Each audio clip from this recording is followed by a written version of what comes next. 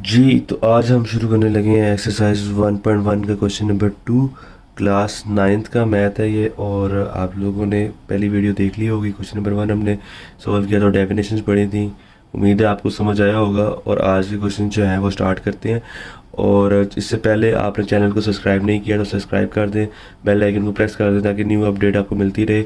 और जो है दोस्तों के साथ वीडियो जरूर शेयर कीजिएगा, और मुझे कमेंट में बताइएगा कि आप लोगों को सवाल समझ आ रहे हैं नहीं आ रहे। अगर कोई डिफ़िकल्टी है तो मुझसे रब्ता कर सकते हैं आप इंस्टाग्राम पे भी। तो जो है स्टार्ट करते हैं क्वेश्चन नंबर 2। तो क्वेश्चन नंबर 2 हमारे पास जो है ये है, represent the following number of the following numbers on the number line पे आपने ड्रा करने हैं। ये पहले भी नाइन्थ क्लास के कोर्स में था, 2.1 एक्सरसाइज में था, और अब भी नाइन्थ क्लास की कोर्स में 1.1 में आया है। तो नंबर लाइन ड्रा करना आपको 6, 7, 8 में भी सिखाया गया है किस तरह है, लेकिन ये जो स्क्वायर रूट वाले क्वेश्चन हैं ये ज़रा डिफिकल्ट होते हैं सॉल्व करना। इसके लिए आपको ज़रा सी प्रैक्टिस की ज़रूरत होती है कि कैसे करनी चाहिए। तो अब हम चलते हैं, इसके देखते हैं कि किस तरह सॉल्व होगा ये। सबसे पहले देखा जाए तो अगर स्क्वायर रूट 2 लिया जाए तो हमारे पास उसकी वैल्यू जो बनती है कैलकुलेटर पे, वो अप्रॉक्सीमेट वैल्यू जो बनती है वो 1414 बनती है। तो ये यानी इसका मतलब है ये 1 से आगे होगा और 2 से, यानी 1 से आगे और 2 से पहले होगा। ठीक है, तो अब मुझे ड्रॉ किस तरह करना है उसके लिए हमें जो है वो कुछ कंपास वगैरह की और प्रोटेक्टर की ज़रूरत होगी। सबसे पहले हमने अपने कंपास जो है ना वो खोल लेनी है, यहाँ से 0 से लेकर 1 तक। ठीक है, ये कंपास खोलने से पहले आप लोगों को मैं एक और चीज़ सिखाता चलूँ कि पाइथागोरस तो आपने थ्योरम पढ़ा होगा, कि जिसमें आपने बताया होगा कि ये परपेंडिकुलर होता है, ये बेस होता है, और ये हाइपोटेनियस होता है। तो इसमें पाइथागोरस थ्योरम एच का square is equal to p का स्क्वायर प्लस बी का स्क्वायर होता है। ठीक है, हाइपोटेनियस का square is equal to perpendicular का स्क्वायर प्लस बेस का स्क्वायर। अगर मैं यहाँ पे एक ट्राइंगल बनाऊँ तो हमारे पास जिसकी परपेंडिकुलर भी 1 हो, हाइपो बेस भी 1 हो, तो हमारे पास हाइपोटेनियस क्या बनेगी।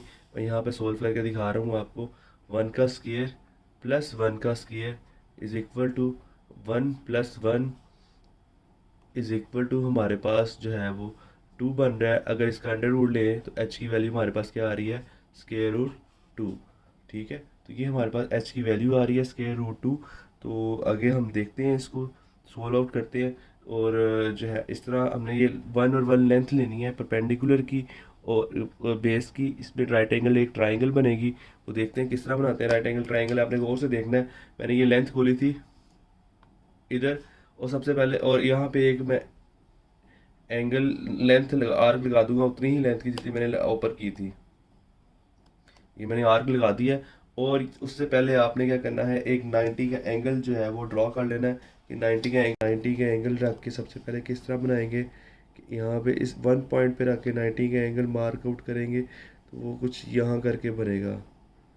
ठीक हो गया, तो यहाँ पे आपने स्ट्रेट लाइन लगा लेनी है ऐसे, यहाँ से इधर नीचे तक इस पॉइंट तक मिला देना है। अब जितनी कंपास आपने खोली थी, आपने यानी 1 पे रख के कंपास खोली थी, आपने इधर जो है वो आर्क भी लगा दी थी। अब इस पॉइंट जो आर्क लगाया है इस पॉइंट को 0 से मिला देना है। जैसे हमारे पास ये जो आर्क लगी थी इसको 0 से मिला दे, ये तो हमारे पास ये स्क्वायर रूट 2 बन जाएगा। तो ये हमारे पास स्क्वायर रूट 2 का ग्राफ होगा। इसके बाद एक आखिरी स्टेप रहता है, और वो क्या है कि जितनी कंपास यहाँ तक बन रही है, आपने क्या करना है उसको यहाँ से ही आगे मूव आउट कर लेना है ऐसे। जो अप्रोक्सीमेट वैल्यू थी वो हमारे पास अचीव हो जाएगी। और ये पॉइंट स्क्वायर रूट 2 का मतलब सबसे पहले हमने जो स्क्वायर रूट 3 है इसकी अप्रोक्सीमेटली वैल्यू है 1.732।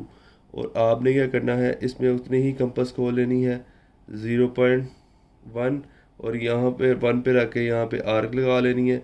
जब मैं 1 पे रख के यहाँ पे आर्क लगाऊंगा तो हमारे पास क्या होगा कि यहाँ पे 90 का एंगल ड्रॉ किया जाएगा कि 90 का एंगल कहाँ पे आ रहा है। और 90 के एंगल हम देखेंगे कि हमारे पास कहाँ पे अचीव हो रहा है। 90 का एंगल हमारे पास अचीव हो रहा है यहाँ पे। ठीक हो गया, तो जो है यहाँ पे हम स्ट्रेट लाइन ड्रॉ कर लेंगे ताकि हमारे पास एक प्रॉपर एक स्ट्रेट लाइन आ जाए 1 पॉइंट पे रख के। ठीक हो गया, ये हमारे पास स्ट्रेट लाइन आ गई है। और सिमिलरली हमारे पास क्या होगा कि हमने इसको ज़ीरो से मिला देना है। और आप लोग को मुझे साथ ही कहने लग पड़ेंगे कमेंट में कि सर जी ये तो आप बिल्कुल पिछले क्वेश्चन की तरह बना रहे हैं। थोड़ा सा आउट हो गया था, जिसकी वजह से हम इसे दोबारा रीड्रॉ कर सकते हैं, या ज़ीरो को हम इससे मिला लेंगे। तो ये हमारे पास बन जाएगा। ठीक है, तो ये तो हमारे पास स्क्वायर रूट 2 की वैल्यू बनी है।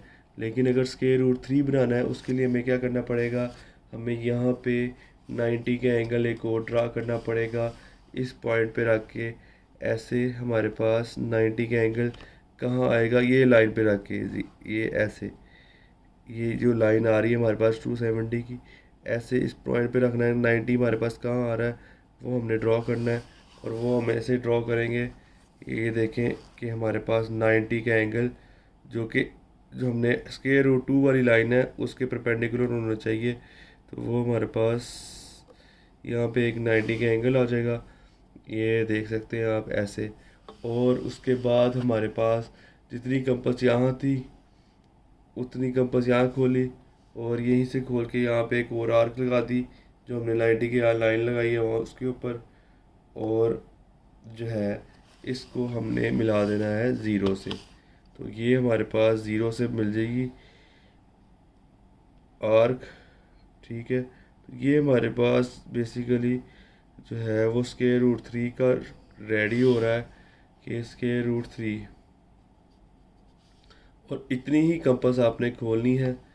ठीक है, और यहाँ से इस आर्क को यहाँ तक ले आना है। तो ये बेसिकली आर्क यहाँ तक आ गई। तो ये बेसिकली 1 पॉइंट जो है वो 73 यानी स्क्वायर रूट 3 का ग्राफ बनेगा। कि अगर मैं इसे 3 पार्ट्स में डिवाइड करता हूँ 1 2, तो ये हमारे पास जो लाइन कहलाएगी वो हमारे पास बनेगी 4 इंटू 1/3।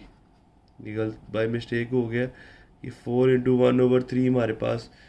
अगर मैं इसे 3 पार्ट में डिवाइड कर दिया 1 और 2, ये 3 पार्ट बनेंगे 1 2 3। तो 1/3 वाला जो पार्ट होगा वो हमारे पास 4 इंटू 1/3 वाला पार्ट कहलाएगा। उम्मीद है कि आपको ये वाला समझ आया होगा। अब हम इसकी अप्रोक्सीमेटली जो वैल्यूज़ होगी वो भी मैं आपको बता देता हूँ। जो मैंने कैलकुलेट की थी वो बनी थी हमारे पास 4.333।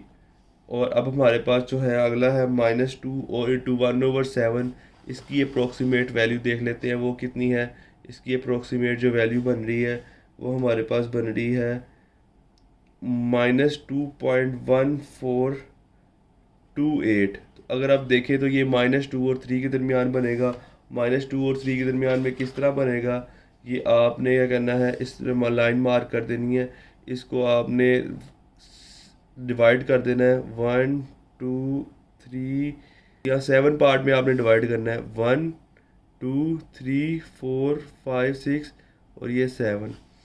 तो हमारे पास जो फर्स्ट लाइन होगी वो हमारे पास इसकी कहलाएगी -2 1/7, क्योंकि 2 से हमने देखना है क्लोजेस्ट। ठीक है, तो मैंने इसे 7 पार्ट्स में डिवाइड करने के बाद जो फर्स्ट वाली लाइन ली है वो -2 इंटू 1/7 है। और ये मेरे ख्याल से आपको समझ आ गया होगा। अगर नहीं समझ आया आप कमेंट में पूछ सकते हैं, मैं आपको दोबारा से समझा दूंगा। -2.14 आ रही थी, मैंने इसको 7 पार्ट्स में डिवाइड करने के बाद फर्स्ट वाली जो लाइन है वो हमारे पास कर दिया। टोटल 5/8 की अप्रोक्सीमेट वैल्यू देखते हैं कि वो 5/8 की अप्रोक्सीमेट वैल्यू वो क्या आ रही है। 5/8 की हमारे पास जो अप्रोक्सीमेट वैल्यू आ रही है वो है 0.62 और 5। अब देखा जाए तो ये बनेगा 0 और 1 के दरमियान में। इसको भी मैं फर्दर डिवाइड कर देता हूँ, डिवीजन कर रहा हूँ। आपने 9 गिननी है 1 2 3 4 5 6 7। 7 पार्ट्स में मैंने 7 लाइन्स लगाई हैं। इसका मतलब ये कितने में डिवाइड हुआ है, ये डिवाइड हुआ है 8 पार्ट में डिवाइड हुआ है। और इसमें जो है 5th लाइन देखनी है कहाँ पे है, 1 2 3 4 5। तो ये 5th लाइन हमारी बन रही है। ठीक है, 0 और 1 के दरमियान में 5/8। जितने देखें नीचे वाली वैल्यूज होती है ये 8 पार्ट में डिवाइड होगा, ये 7 पार्ट में डिवाइड हुआ था, ठीक है, तो आपको इस हिसाब से आपने डिवीजन करनी है नंबर ऑफ लाइंस की, और कितनी लाइंस होंगी नीचे। ये है 2 × 3/4। ये हमारे पास जो लाइन बनती है ये अप्रोक्सीमेट वैल्यू बनती है 2.75। तो ये 2 और 3 के दरमियान में होगा। आपने कितनी लाइन लगानी है, 4 पार्ट्स में डिवाइड करना है इसको। कैसे, 1, ये हो गया 2 3, 1 2 3 4, 4 पार्ट्स में डिवाइड हो गया। अब इसमें जो थर्ड वाला टर्म देखनी है वो हमारे पास क्या होगी, ये देखें 3 2 3/4। इसका हमारे पास ये लंबा लाइन ड्रॉ हो जाएगी। मैं दोबारा आपको एक गो थ्रू कर देता हूँ। जैसे इसकी मैंने 3 पार्ट्स में डिवाइड किया, 4 × 1/3 हमारे पास हो जाएगा। इसको मैंने 7 पार्ट्स में डिवाइड किया, 7 पार्ट्स में से फर्स्ट वाले मैंने लाइन सेलेक्ट की, और इसको मैंने जो है कितने पार्ट्स में डिवाइड किया, 1 2 3 4, 8 पार्ट में डिवाइड किया, और फिफ्थ लाइन जो थी वो मैंने सेलेक्ट कर ली। इसके बाद मैंने इसको नीचे 4 था, डिनोमिनेटर में मैंने 4 पार्ट में डिवाइड कर लिया और थर्ड लाइन सेलेक्ट कर ली। स्टार्ट करते हैं हम अपना question number 3। Express the following as a rational number. P और क्यू की फॉर्म में हमें लिखना है where p and q are integer. ये हमें वैल्यूज़ दी हैं 0.4 बार। मैं आपको पहली वीडियोस में बता चुका हूँ कि 0.4 बार का मतलब क्या होता है, और टर्मिनेटिंग नंबर होते हैं, नॉन टर्मिनेटिंग नंबर होते हैं, और रिक्यूरिंग नंबर होते हैं। तो सबसे पहले हम इसे लेट करेंगे एक्स से इक्वल, एक्स लेट हम करते हैं एक्स इज इक्वल टू 0.4 बार, और इसे इक्वेशन नंबर 1 का नाम दे देते हैं। और यहाँ पे आप जो है ना ये बार के ऑप्शन खोलते हैं तो ये बन जाता है 0.444 डॉट डॉट डॉट। तो ये हमने ये 4 जो है वो रिपीट हो रहे हैं, हमने शो कर दिया है। आप देखें पॉइंट के बाद कितने नंबर है। अगर एक डेसिमल है तो आपने 10 से मल्टीप्लाई करना है, अगर 2 डेसिमल होंगे तो आपने पॉइंट 100 से मल्टीप्लाई करेंगे। अब आपने लिखना है 10 मल्टीप्लाई बोथ साइड्स। आपने क्या करना है, 10 को मल्टीप्लाई कर दिया x के साथ इज इक्वल टू 10 को मल्टीप्लाई कर दिया 0.444 के साथ। तो ये हमारे पास क्या बन जाएगा, हमारे पास बन जाएगा 10x इज इक्वल टू, देखो जब कैलकुलेटर पे मल्टीप्लाई करेंगे ना 10 मल्टीप्लाई बाई 0.444 तो ये बनेगा 4.44 डॉट डॉट डॉट। आपने क्या करना है, आपने पॉइंट के बाद वाली वैल्यू सेलेक्ट कर देनी है 0.44 करके, और दोबारा से इसे लिख देना है बार की फॉर्म में 4 + 0.4 बार। अब हमने लिख दिया। अब इस क्वेश्चन जी, तो हमारा कैमरा डिस्टर्ब हो गया था जिसकी वजह से मुझे पता नहीं लगा कि वीडियो कब स्टॉप हो गई। तो ये देखिए 10x इज इक्वल टू 4 + 0.4 बार बन गया था। 0.44 से दोबारा इसे बार बना दिया, इसे इक्वेशन नंबर 2 का नाम दिया, इसे इक्वेशन नंबर 1 का नाम दिया। अब दोनों को सेपरेट किया इक्वेशन 2 और 1 को, तो 10x में से -x सब्ट्रैक्ट होगा। ये देखिए 10x में से माइनस लेफ्ट में से लेफ्ट होता है। अब ये 4 + 0.4 बार में से सब्ट्रैक्ट होगा 0.4 बार। तो मैंने पहले 4 + 0.4 बार लिखा, माइनस ये वाला 0.4 बार इधर लिख दिया। 0.4 बार 0.4 बार से कैंसिल हो जाएगा, तो हमारे पास 4 आ जाएगा। 10 में से अगर 1 निकालें तो 9 आ जाएगा। तो x इज इक्वल टू हमारे पास 4/9 आ जाएगा इसका आंसर। ये p ओवर q की फॉर्म में निकला है। अब नेक्स्ट जो है ना वो आप लोगों का मिस नहीं होगा, मैं आप लोगों को बता दूंगा किस तरह होगा ये स्टेप। सबसे पहले सेम उसी तरह एक प्रोसीजर है। Let x is equal to हमारे पास 0.37 बार आ, और उसके बाद हमने x इज इक्वल टू 0.3737 और 37 रिपीट हो रहा है। बार का मतलब मैंने बताया था कि ये रिपीट होता जाएगा नंबर। अब देखिए पॉइंट के बाद 2 डिजिट है तो 100 से मल्टीप्लाई करेंगे। अगर पॉइंट के बाद 1 डिजिट होता है तो हमारे पास 10 से मल्टीप्लाई करते हैं, इसमें हम 100 से मल्टीप्लाई करेंगे। 100 मल्टीप्लाई बोथ साइड्स, तो हमारे पास आ जाएगा 100x is equal to 100 multiply by 0.373737। तो 100x इज इक्वल टू हमारे पास क्या बनेगा, ये डॉट डॉट डॉट आगे लगाना है आपने लाजमी। ये बन जाएगा 37.3737 और ये डॉट डॉट डॉट। कैलकुलेटर पे आप लिखेंगे ना 0.373737 मल्टीप्लाई बाई 100 तो ये आ जाएगा। इसके बाद हम क्या करेंगे, 10x इज इक्वल टू 37 अलग से, और इसके आगे 0 लगा कर 0.3737 अलग से क्योंकि जब ऐड करते हैं तो यही रकम वैल्यू बनती है। तो हमारे पास क्या हो जाएगा, इसे दोबारा से बार बना देंगे एज प्रीवियस पार्ट, हम इसको दोबारा से बार बना देंगे और इसे इक्वेशन नंबर 2 का नाम दे देंगे। ऊपर हमने इस इक्वेशन नंबर 2 का नाम दे दिया 100x is equal to 37 plus 0.37 bar को, इसको हमने इक्वेशन 1 का नाम दिया था।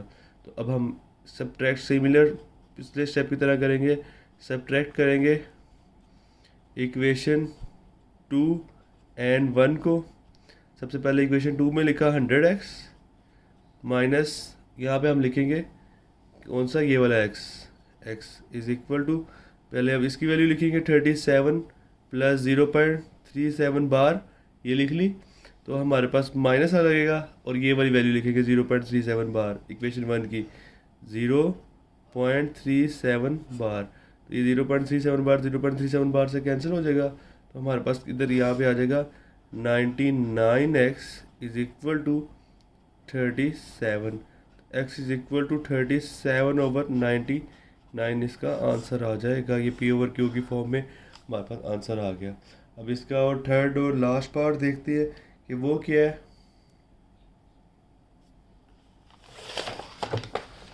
अच्छा जी, थर्ड पार्ट आप लोगों को वैसे खुद करना चाहिए, लेकिन मैं आपकी मदद के लिए कर देता हूँ।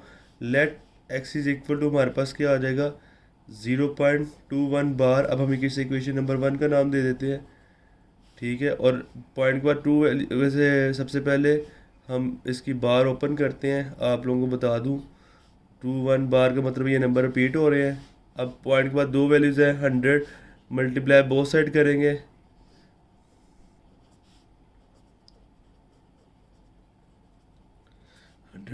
100 मल्टीप्लाई बोथ साइड करेंगे तो आ जाएगा 100 multiply by x is equal to 100 multiply by 0.21 dot dot dot. Similar क्या होगा हमारे पास 21.21 डॉट डॉट डॉट आ जाएगा। और इसे अब दोबारा से पॉइंट अलग कर देंगे, 21 प्लस 0.21 डॉट डॉट डॉट, और दोबारा से हम इसे क्या बना देंगे, बार बना देंगे और इक्वेशन नंबर 2 का नाम दे देंगे। तीनों पार्ट करने के बाद आपको समझ आ गई होगी, ये आसान बहुत है, प्रैक्टिस की ज़रूरत है। इक्वेशन नंबर 2 सब्ट्रैक्ट कर देंगे हमारे पास इक्वेशन 2 एंड 1 को। तो हमारे पास क्या आ जाएगा, सबसे पहले 100x सिमिलर पिछले की तरह minus x is equal to 21 plus 0.21 bar minus 0.21 bar. तो ये हमारे पास आ जाएगा 99x इज इक्वल टू, ये 0.21 बार 21 बार से कट गया 21, और x is equal to 21 over 99। और इस तरह हमारा क्वेश्चन नंबर जो है वो 3 मुकम्मल हो जाता है। उम्मीद है कि आपको समझ आई होगी क्वेश्चन नंबर 3 की, और इजी था तीनों पार्ट। इसके प्रैक्टिस आप लोगों ने ज़रूर करनी है। चैनल को सब्सक्राइब, लाइक और शेयर करना है अपने दोस्तों के साथ। मुझे कमेंट में बताना है कि आप लोगों को समझ आया या नहीं पार्ट या नहीं। अब चलते हैं क्वेश्चन नंबर 4 की तरफ। जी, तो क्वेश्चन नंबर 4 हमारे पास है, पार्ट 1 है उसका। सबसे पहले क्वेश्चन नंबर 4 में बताता चलूँ कि प्रॉपर्टीज़ के नाम लिखने आपने।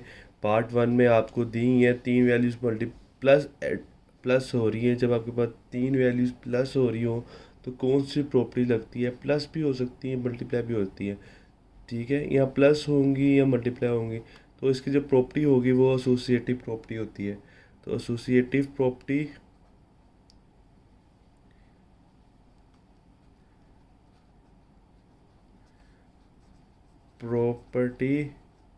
क्या हो रहा है हमारे पास, एडिशन हो रहा है तो ऑफ एडिशन हो जाएगी। तो ये हमारे पास आ जाए ये एसोसिएटिव प्रॉपर्टी ऑफ एडिशन, ठीक है। अगर हमारे पास कोई 2 वैल्यू प्लस या मल्टीप्लाई हो रही हो उसके लिए कम्यूटेटिव प्रॉपर्टी होती है। अगर हमारे पास एडिशन हो रही है तो ये कम्यूटेटिव प्रॉपर्टी होगी कौन सी, एडिशन की, कम्यूटेटिव प्रॉपर्टी ऑफ एडिशन। तो ये आपको 2 पार्ट समझ आ गए होंगे। अब हम इसके तीसरे पार्ट पे चलते हैं। प्रॉपर्टीज़ के नाम ही बस इसमें ज़्यादातर बता रहे हैं, और ये वाला जो है ना वो MCQs पे आता है ज़्यादातर। MCQs के लिए सोल्व करते हैं इसे।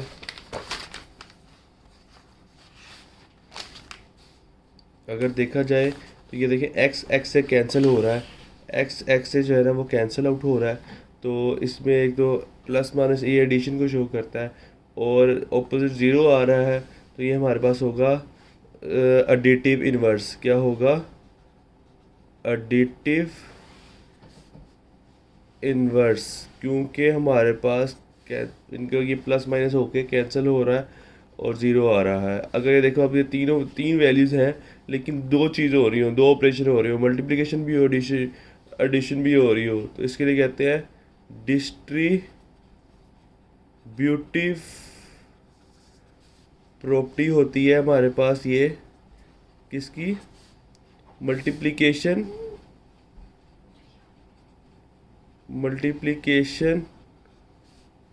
Over addition. Multiplication over addition हमारे पास ये प्रॉपर्टी होती है। इसके बाद हमारे पास अगर देखा जाए 16 में ज़ीरो ऐड होकर 16 आए, देखिए 16 का 16 ही आया है तो आइडेंटिटी बन रही है, तो ये प्लस कर रहे हैं तो ये बनेगा एडिटिव आइडेंटिटी। क्या बनेगा? एडिटिव आइडेंटिटी बनेगा हमारे पास। उसके बाद अगर देखा जाए 100 को मल्टीप्लाई करें 1 से तो 100 ही आ रहा है, तो ये बनेगा मल्टीप्लिकेटिव आइडेंटिटी। मल्टीप्लिकेटिव आइडेंटिटी, ठीक हो गया। तो ये हमारे पास कुछ वैल्यूज़ थी, ये देखो तीनों वैल्यूज सेम साइन है, मल्टीप्लिकेशन है, तो ये एसोसिएटिव ही होगा। एसोसिएटिव प्रॉपर्टी ऑफ मल्टीप्लिकेशन होगा ये।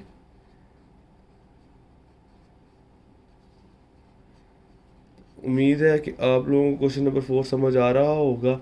इजी है, कोई इसमें मसले वाली बात नहीं है। देखिए ए बी और ए बी ए है, दो की वैल्यूज के मैंने बताया आपको कौन सा लगता है, तो ये होगा कम्यूटेटिव प्रॉपर्टी होगी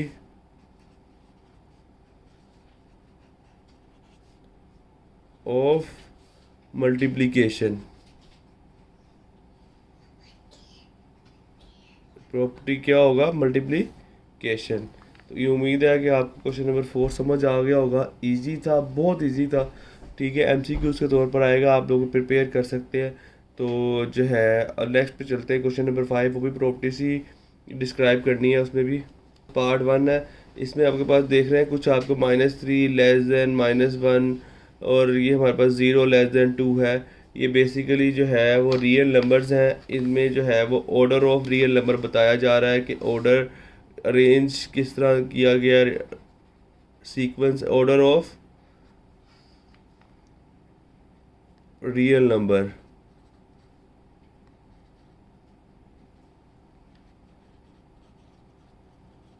ऑर्डर इसमें साथ प्रॉपर्टी अप्लाई होती है, तो ये ऑर्डर प्रॉपर्टी होगी हमारे पास रियल नंबर की, order property of real number. तो पार्ट 1 हमारे पास हो गया। अब हम चलते हैं इसके पार्ट 2 के ऊपर और फिर हम देखते हैं कि आपको समझ आया। ये पार्ट 2 हमारे पास है a less than b then 1/a और ग्रेटर देन 1/b। आपको पता है ए का रेसिप्रोकल 1/a होता है और बी का रेसिप्रोकल 1/b होता है। तो इसमें हमारे पास कौन सी प्रॉपर्टी लगेगी? रेसिप्रोकल प्रॉपर्टी लगेगी। रेसिप्रोकल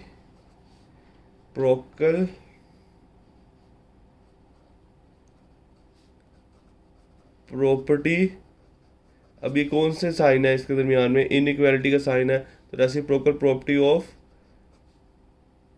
इनइक्वालिटी हमारे पास ये चीज़ होगी, इनइक्वालिटीज़। तो ये बेसिकली इनइक्वालिटीज़ के हैं, तो इसलिए आपने साथ मेंशन करना ज़रूरी है इनइक्वालिटीज़ को। और इसमें भी हमारे पास देखें ए लेस देन बी है, देन ए प्लस सी और लेस देन बी प्लस सी है। तो इसमें अब आपके पास दोनों साइड पे ए में भी सी ऐड हो रहा है, बी पे सी ऐड हो रहा है, तो ये हमारे पास होगा additive property of inequality. Additive property of inequalities. अब हम आगे चलते हैं। देखो ए के साथ ए सी लेस देन बी सी है और सी ग्रेटर देन है, तो इसमें पहले मल्टीप्लिकेशन प्रॉपर्टी है, देखो सी मल्टीप्लाई हो रहा है दोनों साइड पे ऑफ इनइक्वालिटीज, और पॉजिटिव फैक्टर होगा क्योंकि सी ग्रेटर देन है। नेक्स्ट पार्ट में देखिए सी लेस देन है तो ये नेगेटिव फैक्टर होगा और ये पॉजिटिव फैक्टर होगा, लेकिन प्रॉपर्टी दोनों की सेम होगी। इससे होगी ये मल्टीप्लिकेशन प्रॉपर्टी ऑफ इनइक्वालिटीज। साथ में क्या होगा, पॉजिटिव फैक्टर, क्योंकि सी ग्रेटर देन जो है वो ज़ीरो है। अब आप पॉजिटिव फैक्टर की समझ आ जाएगी नेक्स्ट पार्ट जब आप करेंगे, तो इनइक्वालिटीज की पॉजिटिव फैक्टर आ जाएगा। इसके बाद अब हम देखेंगे इसका नेक्स्ट पार्ट। नेक्स्ट पार्ट में हमारे पास क्या है, सेम वही है, मल्टीप्लिकेशन हो रहा है और जो है सी लेस देन ज़ीरो है, तो ये हमारे पास होगा मल्टीप्लिकेशन प्रॉपर्टी ऑफ इनइक्वालिटीज, और इसमें कौन सा फैक्टर होगा, नेगेटिव फैक्टर होगा हमारे पास। तो ये आपको प्रॉपर्टी समझ आ गई होंगी। इसका लास्ट पार्ट रह गया जी, ये हमारे पास लास्ट पार्ट है इसका। इसमें आप देख सकते हैं कि उसमें जो है वो ए ले ग्रेटर देन बी है और ए इज इक्वल टू बी है और बी ए जो है वो लेस, जी प्रॉपर क्वेश्चन ये लिखा हुआ है ए ग्रेटर देन बी और ए इज इक्वल टू बी और ए लेस देन बी है हमारे पास।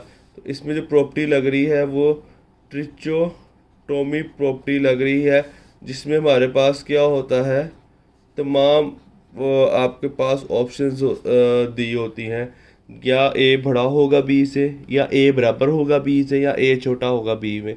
ठीक है, इनइक्वालिटी और इक्वल दोनों चीज़ें आ जाती हैं और दोनों चीज़ें एक्सप्लेन भी की होती हैं। तो अब हम क्वेश्चन नंबर 6 पे चलते हैं। इसके find the two rational number between, question number जो 4 और 5 था वो सारा एमसीक्यूज था और ये क्वेश्चन नंबर 6 बोर्ड के लिहाज से इंपॉर्टेंट है। तो किस तरह से सोल्व करते हैं कि इनमें रैशनल नंबर बताने हैं, दो में क्या होगा। इसका फॉर्मूला मैं आपको बताता चलता हूँ। इसका फॉर्मूला ये है 1/2 a प्लस बी। अगर इन दो नंबरों को a और b कंसीडर कर लें, दोनों को प्लस करके डिवाइड बाई 2 करें तो हमारे पास ये फैक्टर निकल सकते हैं। जैसे 1/2 ब्रैकेट के अंदर 1/3 प्लस 1/4, इन दोनों को ऐड करते हैं तो हमारे पास क्या बनता है, 1/2 बाहर, 4 और 3 का एलसीएम 12 आ गया। 3 के डेम में 12 कहाँ पे आता है 4, 4 1 जार 4, 4 के डेम में 12 कहाँ पे आता है 3 पे, तो 3 1 जार 3। तो ये हमारे पास आ गया 1/2 7/12। मल्टीप्लीकेशन करने के बाद हमारे पास आ गया 7/24 हमारे पास आंसर आ जाएगा। तो ये अच्छा जी, उन्होंने फाइंड हमें टू रैशनल नंबर को कहा है, तो हमने एक रैशनल नंबर काउंट कर लिया। अब दूसरा रैशनल नंबर हम किस तरह कैलकुलेट करेंगे, 7/24 लेंगे और इसका जो लास्ट वाला 1/4 लेंगे, तो इनकी एवरेज लेंगे। दोबारा से वही वाला फॉर्मूला लगाते हैं, 1/2 a plus B is equal to 1/2, bracket के अंदर हमारे पास क्या आ जाएगा 7/24 प्लस 1/4। अब हम इसकी एवरेज लेंगे तो 24 एलसीएम आ गया। उसके बाद हमारे पास आ गया 7 प्लस 4 के 24 6 पे आता है, 6 1 जार 6, तो ये हमारे पास आ जाएगा 1/2 और ये आ जाएगा 13/24 और ये हमारे पास आ जाएगा 13/48। इसका हमारे पास दो रैशनल नंबर निकल आएंगे, इस 7/24 और हमारे पास 13/48। तो दो रैशनल नंबर हमारे पास कौन से होंगे, आप लिख सकते हो बिटवीन 7/24 और 13/48। अच्छा, इसका आप मेथड जो है ना डिफरेंट टीचर डिफरेंट तरीके से करवाएंगे और इसके बुक पे आंसर भी नहीं है, लेकिन आपको मेथड समझ आना चाहिए तो फिर ही आप इजीली कर सकते हो। ठीक है, तो मुझे आपको मेथड उम्मीद है समझ आ गया होगा। अब हम इसके दूसरे पार्ट पे चलते हैं। ये हमारे पास इसका सेकंड पार्ट है, इसको हम नेक्स्ट पेज से शुरू कर लेते हैं और 3 और 4 के दरमियान में करना है फॉर्मूला। हम इधर ये मेंशन कर देते हैं कि 1/2 ब्रैकेट के अंदर a प्लस बी। तो 1/2 ब्रैकेट के अंदर a प्लस बी, सिंपल किस तरह हल करेंगे इसको कि 1/2 आ जाएगा, ब्रैकेट के अंदर क्या आ जाएगा 3 + 4, तो ये हमारे पास हो जाएगा 1/2 और ये आ जाएगा 7। 7/2 इसका आंसर आ जाएगा। एक रैशनल नंबर जो है वो निकाल लिया है और 7/2 अब दूसरा निकालना है, तो वो किस तरह करेंगे, हम दोबारा से वही फॉर्मूला लगाएंगे 1/2 a प्लस बी और इज इक्वल टू 1/2 हमारे पास क्या आ जाएगा 7/2 प्लस 4। इसके नीचे 1 लगा लेते हैं एलसीएम लेने के लिए, 1/2 और 2 एलसीएम लेते हैं, हमारे पास क्या आ जाएगा 7 प्लस 8, तो ये हमारे पास हो जाएगा 15/2, 2 उधर क्या हो जाएगा 4। तो ये हमारे पास दो रैशनल नंबर कौन से निकलेंगे 7/2 15/4। तो ये आपके पास इस जी सॉल्यूशन करते हैं 1/2 a plus B is equal to 1/2 3/5 plus 4/5। 1/2 आ जाएगा हमारे पास, इन दोनों को जो है वो ऐड कर लेंगे, 5 एलसीएम आ जाएगा, ऊपर आ जाएगा 3 प्लस 4, तो ये हमारे पास बन जाएगा 1/2 और 7/5, तो ये हमारे पास बन जाएगा 7/10। वैल्यूज़ निकली है 7/10 निकली है, इस पर दोबारा से हम निकालेंगे a plus b/2 is equal to 1/2 bracket के अंदर 7/10 प्लस इसकी फोर्थ वैल्यू कौन सी है 4/5। इसका अब एलसीएम देखते हैं, तो 10 एलसीएम आता है, अंदर आ जाएगा 7 प्लस 5 2 4 जार 8, तो ये भी हमारे पास आ जाएगा 1/2, अंदर आ जाएगा 15/10, तो ये हमारे पास आ जाएगा 15/20, हमारे पास इसका आंसर आ जाएगा। इसी कटिंग करके आप लिख भी सकते हैं कि 5/4 और यहाँ पे हमारे पास नीचे ही आ जाएगा, तो ये हमारे पास दो नंबर बनेंगे 7/10 और 5/4। मैं उम्मीद करता हूँ आपको ये एक्सरसाइज समझ आई होगी। अगर किसी को नहीं समझ आई तो मुझे इंस्टाग्राम पर रब्ता कर सकता है। इसकी प्रैक्टिस कीजिएगा अच्छे तरीके से और दोस्तों से शेयर कीजिएगा, चैनल को सब्सक्राइब कर दीजिएगा और कमेंट लाजमी करिएगा। ओके, अल्लाह हाफिज़, मिलते हैं नेक्स्ट वीडियो में।